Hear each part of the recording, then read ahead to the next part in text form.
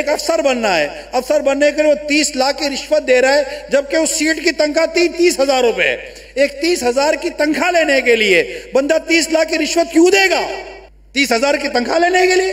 یا میرے مرنے یا ریٹائرمنٹ کے بعد میری خاندان کو یا مجھے مراد ملے گی سر، اس لیے نہیں۔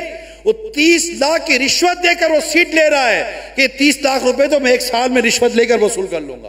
اب رشوت لینے کے لیے وہ کتنوں کے حق تلف کرے گا؟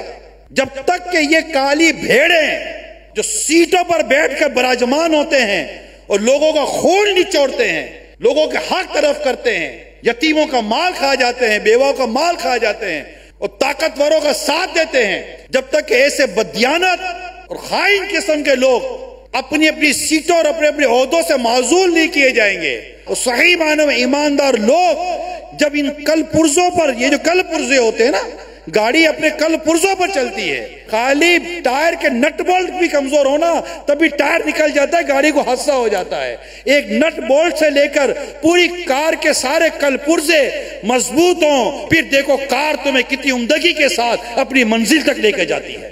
سید عمر رضی اللہ تعالیٰ عنہ آپ فرماتے ہیں اوپر والے درست ہو جائے تو نیچے کا کام درست ہو جاتا ہے۔ بعض اوقات ہوتا یہ ہے کہ آپ تو چاہتے ہیں کہ میں کچھ اچھا کام کروں، مگر آپ کے اچھے کام ہوتے اس لیے نہیں ہے کہ آپ کے نیچے لوگ اچھے نہیں ہیں۔